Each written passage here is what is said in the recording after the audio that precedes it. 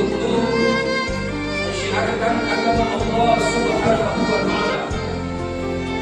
Mudah-mudahan saja kita sebagai umatnya pada hari kiamat